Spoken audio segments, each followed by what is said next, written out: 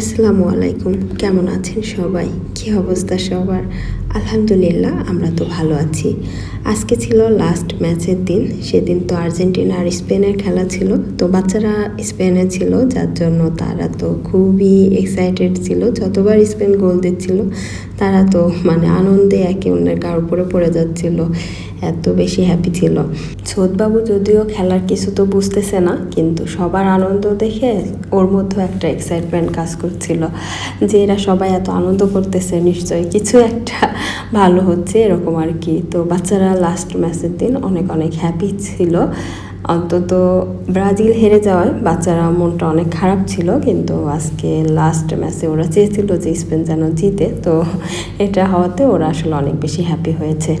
তো আমার ফ্রেন্ড হচ্ছে তাদের বাসায় যাওয়ার জন্য আজকে অনেক কিছু আর কি রান্নাবান্না করেছিল, একসাথে সবাই খেলা দেখবে সেজন্য। তো পরে আমি আর কি না করে বলেছিলাম যে আমার বাসাতেই চলে আসতে, যেহেতু আমাদের টিভিটা একটু বড় ছিল, তো এই বড় টিভিতে আসলে খেলা দেখতে একটু বেশি ভালো লাগে। তো সেজন্য আর কি পরে আমরা আমাদের বাসায় ডেকেছিলাম। তো আমার ফ্রেন্ড আসার সময় সে যা যা রান্না করেছিল সব কিছু একদম বেঁধে নিয়ে চলে আসছে। এই যে এখানে আমি কিছুই করি নাই, সে অনেক কিছু আর কি রান্না করেছে, তো সব কিছু বেঁধে খাওয়ার জন্য নিয়ে চলে আসছে আর কি। তো এই তো মাংস থেকে শুরু করে সবজি সব কিছুই আছে। আমি জাস্ট একটু ছোটো মাছ আর মিষ্টি কুমড়া রান্না করেছিলাম আমাদের জন্য আর কি। তো আমার ফ্রেন্ড নিষেধ করেছিল যেন আমি কিছু না করি, তো আমি কিছু তেমন করিও নাই আর কি। তার রান্নাবান্না খাবার দিয়ে মেহমান আপ্যায়ন করেছি।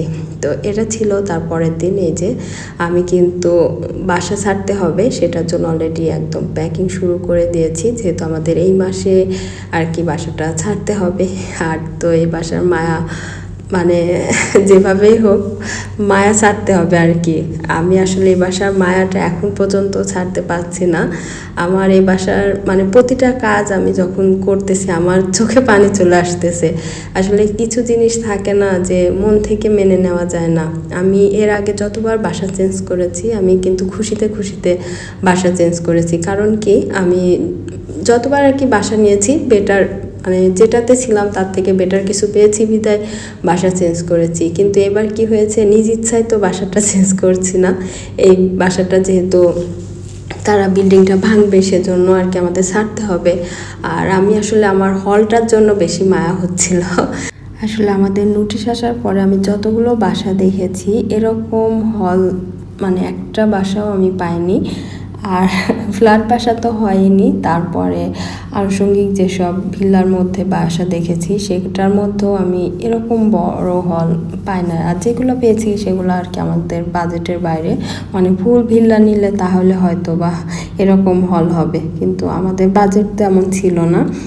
তো তারপরে এখনকার যে বাসাটা নিয়েছি হয়তো হলটা বাদে বাকি টুকটাক সব কিছুই রুমগুলো বড় আছে, আপনাদের সাথে শেয়ার করব।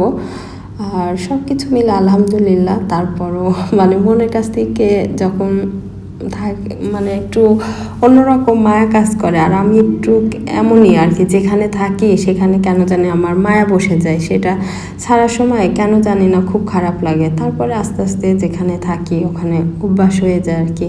তো এটা আমার নতুন না, এটা পুরনো অভ্যাস, কিন্তু এই বাসাটায় নিজ ইচ্ছায় না ছাড়াতে আরও বেশি যেন মন খারাপ লাগতেছে।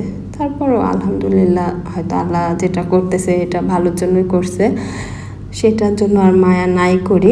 তো এখানে যেহেতু সময় খুবই কম, আমরা বাসাও ফাইনাল করে ফেলেছি, সব কিছু মিলিয়ে এখন একদম সব পরিষ্কার তারপরে গোছানোর কাজে আছি আর কি। তো বাসা যেহেতু ছাড়বো, কিছু মশলা আমি রেডি করে রাখলাম ডিপ করে রাখার জন্য, যেহেতু এইগুলো রান্না কাজের সময় মশলাটা মাস্ট লাগবে। আর আমার বাসা ছাড়ার সময় বাসায় যারা আমাদের যেসব স্টাফরা কাজ করবে তাদের খাওয়া দাওয়া, নিজেদের খাওয়া দাওয়ার জন্য মশলাটা লাগবে, সেজন্য একটু বেশি করে মশলা করে ডিপ করে রাখলাম আর কি।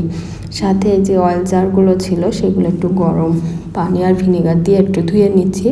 তো ভাবলাম যে বাসা ছাড়ার আগে যেগুলো আর কি পরিষ্কার করে নেওয়ার সেগুলো এখান থেকেই পরিষ্কার করে নিই, বাকি তো টুকটাক করা হবেই ওখানে যাওয়ার পরে।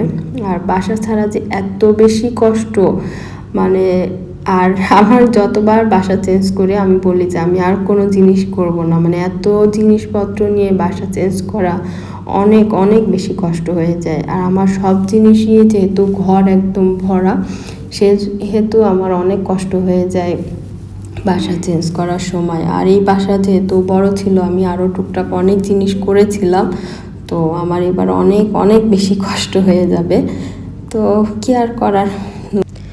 এই তো সব কিছু একটু একটু করে পরিষ্কার করে গুছিয়ে নেওয়ার চেষ্টা করতেছি। কাজ যতটা এখন গুছিয়ে নেওয়া যাবে ততই আমার জন্য আর কি ভালো হবে। তবে সব থেকে আমার বেশি ভালো হয়েছে যে বাচ্চাদের এখন স্কুলটা অফ ছিল, কিন্তু বাইরে এত পরিমাণ গরম যে দিনের বেলায় কোনোভাবেই আমাদের শিফট করা সম্ভব না।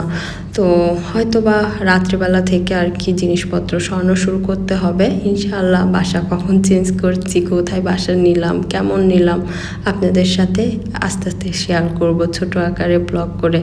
সবাই ভালো থাকবেন, আমাদের জন্য দোয়া করবেন। আল্লাহ হাফেজ, আসসালামু আলাইকুম।